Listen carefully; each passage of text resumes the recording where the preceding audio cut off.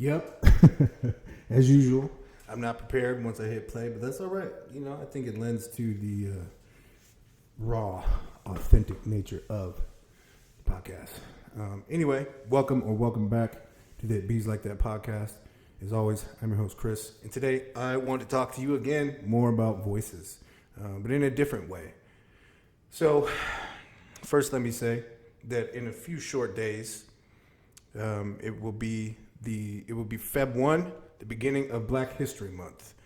And if you're a person who grows tired of Black intellectual voices, you may want to tune out the podcast for the entire month of February, because although it doesn't have to be February, and if you are astute enough to pick up what I've been discussing for the entirety of since I've been on YouTube, you should be able to pick up some of the stronger and more obvious messages about Black voices and Black intellectuals. But that being said, I 100% of the time always encourage people to use their voices and to use them in an authentic way. What do I mean by that? I mean, do not code switch. Don't feel like you have to say certain things in order to appease, in order to cover, in order to secure feelings of people who understand, maybe not even more than you, but just more readily and more on the forefront of their mind and consciousness, how to leverage that kind of psychology where you might feel obligated to secure a person's feelings, meaning you want to make them feel comfortable, especially during hard conversations. I encourage you to resist that urge. Really resist that urge. Especially if you're a Black person, using your voice, and you have for a while, or you are just learning to use your voice. You make mistakes. I still continue to make mistakes. But that's okay. The one thing you should understand about your voice, especially as a Black intellectual, and I don't mean someone who their main focus and niche is history, right? Because we're living history. We're making history. This is history. Learn to your voice. You have a novel voice, right? So that's one thing that I've grown to find out in every space that I've occupied. I come in and I'm a surprise, right? I'm a surprise because I don't move, think, speak, operate, or otherwise behave in what dominant culture might consider to be more usually stereotypical ways, right?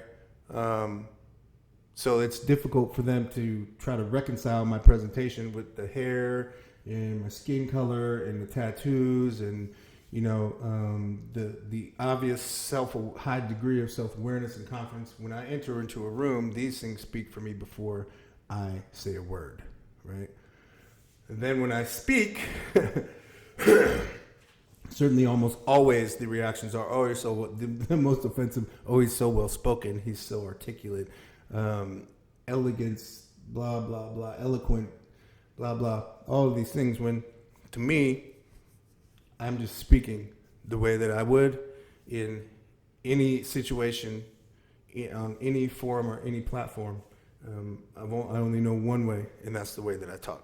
And so I talk about this, I've talked about this before. I say it in a simpler way when I say shit's cool until it isn't. What I mean by that is when the novelty of that strong Black professional voice wears off and you begin to hear things like, oh, he makes good points, but he says the same things over and over. Oh, I've heard him a few times and I'm just so sick of it. Da, da, da, da. That is an extremely privileged thing to say, right? Especially about a Black intellectual voice. Oh, God, I've heard this 3 or 4 times. I'm just sick of the point. Listen, you're going to have to just ignore what I'm saying then. Or whoever. You're just going to have to move on. Because if that's your perspective now, we honestly don't have anything to talk about, because I'm at the age and time in my life where I don't have time to stop for your ignorant ass and try to change your mind, because you clearly, especially if you're like in your mid 40s, you clearly operate from a position where you think that you still do know best for people how to live their lives, having never experienced it. So you still feel that you have the default or presumptive right to prescribe for people their trauma and how, according to you, we're best able to fix it. That's wild, right? So if you fall anywhere close into that category, you're gonna have to go ahead and just tune me out from here on out. I think that overall, and you know who you are. You know I'm talking directly to you. I think overall, you want to tune me out, but you can't help but continue to tune in, because you think the main character syndrome in your psychology makes you think that I'm talking about you and only you, which is it's crazy. But hey, look, as long as I got you checking in, you know what I mean? You're listening. And when you share it with people, like, all you're doing is helping me report to people the messages that I want to deliver anyway. So please continue, tune in, and share the way that you do. Your efforts are appreciated. And understand too, if in speaking directly to Black intellectual voices, but not just Black intellectual voices, professionals of color, people of color, intellectual voices, right? Understand that, and when I say this, I'm not talking about like Spanish or Chinese or Korean or any other dialect or language other than English, right? But you should also know that there are variants of English in the way that we speak openly, the way we articulate words, the emotion, the culture, the nuance behind it. Understand that there are often language barriers. So if I'm coming from the way that I operate, I grew up around in all white spaces. There were not a lot of people who look like me. So I understand the language, the culture, the subtle nuances, and the things that are said that aren't said. Or someone who didn't grow up the way that I did, around the people that I did, in the spaces that I did, they're not going to see that. There's going to be this drastic and obvious contention, because there is a language barrier. You're saying the same things that I'm saying, you're just saying them in ways that don't capture people's attention. Not always. You will capture some people's attention, maybe a large contingent of people's attention. However, if we're talking about the people whose attention it is most important to capture, and we're talking about young people, the people with the freshest ideas, and the people with the energy, the resilience, and the passion, and the bravery to take risks with their security and their level of comfortability. If you miss the margin while trying to capture the attention of those people, how, in fact, are we actually making a difference? So back to the point. Acknowledge that there is a language barrier there, and it may take a bit of reduction of ego, right? Because as people who fancy ourselves as intellectuals and who fancy ourselves as having a mind for reason, we just by default expect that people are going to understand, and expect that since we have right, quote unquote, right and justice on our side, that people are going to receive our messages. I'm sorry to tell you, this is not the truth. Not the reality. This is not the reality. And trust me, I'm a person who I can't even help myself. I cannot help myself. I like to slap society upside the head with a dose of reality that hits them so hard it splits all the way down to that grisly white meat. Right? Before it bleeds, you can see the differences in the layer of the dermis and where the fat starts. I like to do that kind of stuff. But sometimes it takes a more mindful and thoughtful approach. And when we learn to speak the language, understand the contextual and subtle emotional and psychological nuances of that language, how powerful is that? And it may not even be that we capture the people completely, right? But it may be enough that we subvert at least the elements of the system that keep us out, so that we are now at the table. And now, today in 2024, it's a lot harder to be like overtly racist, like, oh, damn, black nigga, get the hell out of here. You can't be in here. You got to go. No, man, so I'm telling you, excuse my language, learn the language barriers, understand that there's a language barrier, because I see it all the time. My dad was from Northeast Detroit. He lived in Washington for, I think, 42 years, maybe a bit longer before he died. And he still, in all of that time, could hardly speak the language of dominant culture here. Still. I understood what was happening when we were places, the subtle digs at race and intelligence and ability and capability that people would throw at my dad that would go over his head and he wouldn't catch. I would see these things, and I saw them, and my heart would break for my dad. But I could never bring myself to tell him about it, because he felt in those moments that people were being kind to him. Should I have made him aware? Maybe. But in a world for my dad that had been so cruel and so crazy, and the things that he'd already battled with, I just couldn't bring myself to do it. And when I was really young, I didn't have the ability. I saw what was happening. Because whereas my dad spent the majority of his life speaking the language of the people where he came from, black people, where he came from. And I don't mean just, again, I'm talking about the emotional and psychological and the cultural nuances that come along with language that enable us to either speak directly to or over people's heads at times.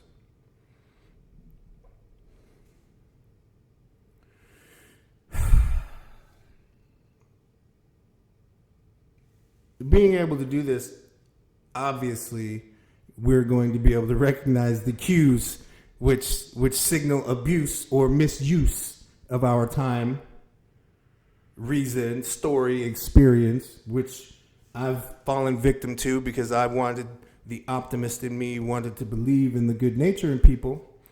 And let me say this first, like, I don't mind being used. We all are used to a degree. We all use to a degree, right? That doesn't have to carry a negative connotation. What I won't do, what I refuse to do, is be abused or misused. This has happened to me before. It's happened to most of us. And I'm not talking about in a relationship, like a romantic relationship. I'm talking about in general. This is why I'm so protective over my story. I will freely, openly, and cheerfully share my experience, wisdom, strength, and hope. But I will only do it on my terms. I will dictate the terms on how these things are delivered to any community of people. This is my deal. So you're not going to dictate for me terms on how this is going to go down. That's what I'm talking about. And that's what I mean by valuing your voice and using it in a way to empower. Not just yourself, but other people.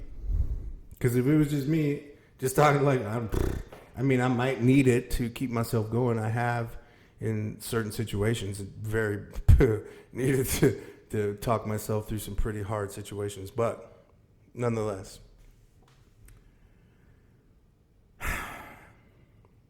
it can be difficult. And trust me, I know, because one thing that is really, really hard for me to do is bullshit and play fake and play cool, like everything is good. I would much rather I just don't interact with the person that I don't like, or that I object to their methods and the way that they operate. I would rather just not interact with these people than to have to spend more time around them than desired and pretend that everything is okay. But,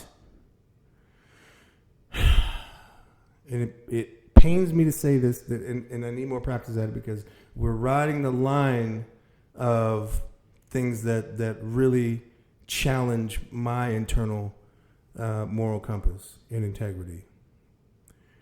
However, sometimes it is important in life to protect ourselves, to protect our message, to protect our respective resources, because, don't kid yourself. We need to do that as well. You must play the fool in order to fool the fool who is trying to fool you, right? How can we say that in a simpler way? Power perceived is power achieved. So we do not always in the moment need to challenge things. And again, this is exceptionally difficult for me, right? And it is one of the reasons why I accept this, and I recognize that part of this is just because I haven't been around the right people, right? I've been aiming a little low, or my level of acceptance hasn't been reasonable, right?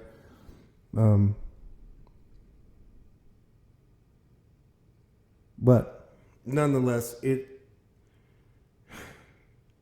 no matter how challenging it is, there are times when it is appropriate to be impulsive and reactive and to nip stuff in the bud. And I would say more often than not, this is an appropriate course. But there are times when we're learning to speak different languages, when we're learning to navigate different spaces, when we're learning the rules of games that are played for higher stakes. We have to be more calculated, careful, deliberate, mindful, and cautious. Balancing your inner Tupac with your inner Martin Luther King, right? Understanding that there is a time to strike with force, to send a distinct and clear message that no matter what the objective, in that objective being peace, it can go there. We could go there and with certainty and a swiftness that is surprising, right? All of these elements, I believe, in my mind, make up a sound approach, right? Understanding that culture has changed. It's been 60 damn years since the Civil Rights Act.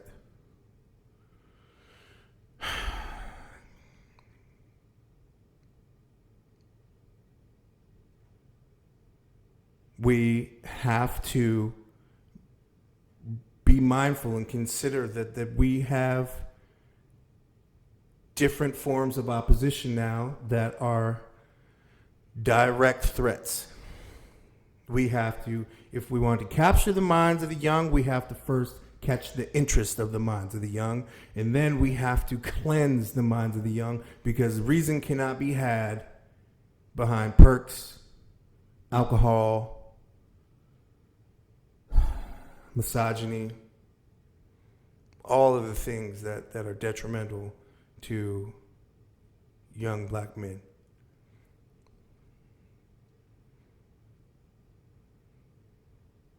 The ingenuity with which we have to, and there's no choice here. There's no choice here. There's no choice here. We have to become creative. Because, listen, damn it, if racism and oppression are as adaptive as they are, so should our approach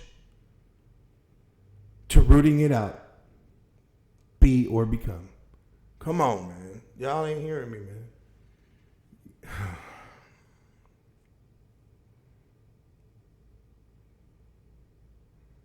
With Black History Month coming up just around the corner,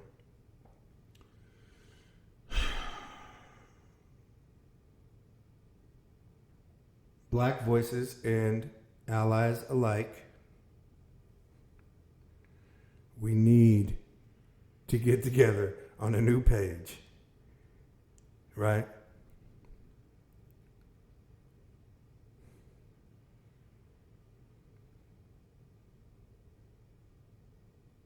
I mean, what could it hurt?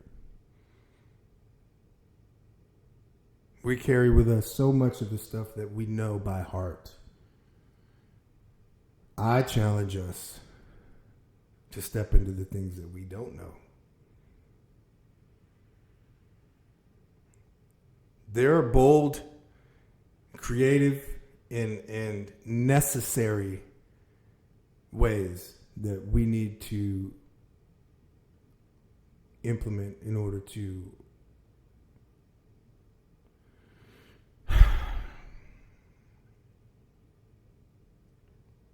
challenge and grow the ways that we think, the way that we speak, our approaches. When I'm talking about the way that we speak, I'm talking about learning languages. You definitely, I mean, now we got apps on our phones, right? And we can go to different countries, and, you know, even by ourselves, we would probably be okay using one of these translation apps.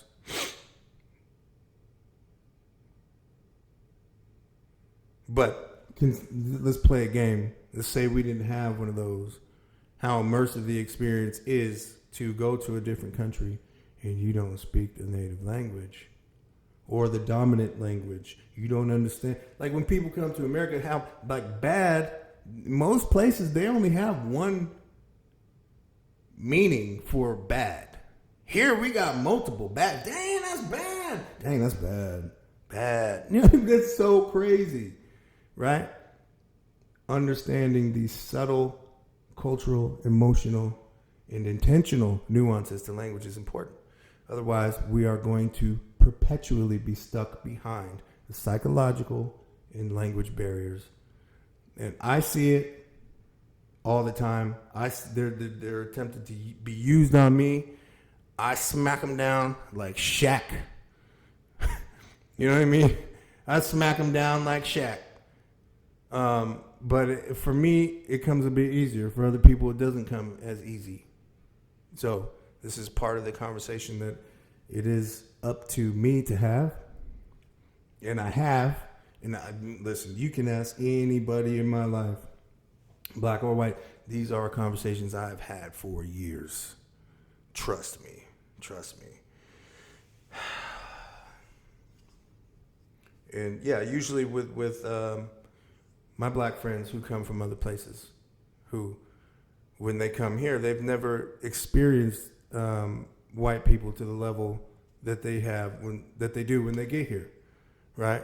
This is a culture shock thing. This is not a racist thing. This is just a truth of life for some people. They come here and it's crazy because they've never experienced whiteness on this kind of level until now. So I can act a bit like a guide in that way because I grew up here, so I get it.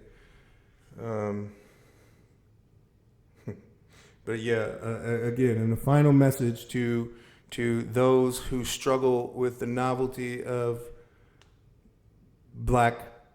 powerful black professional and intellectual voices, if you grow weary of the things that we say, maybe you should evaluate the things that you do and the things that you think and the ways in which you speak, and maybe take a little bit of risk. Because I'm telling you right now, the stuff that you're doing with your privilege and your comfortability, those aren't risks. That is not risk. What I do is risk. What I do is vulnerability. What you do is it's none of those things. Take it how you want to, man. Listen, if you didn't do it on the way in, please do it on the way out. Hit that like, subscribe, and post notification bell so you can stay up to date on everything we talk about here on the It Bees Like That podcast. If you don't like it, don't listen. Peace, y'all.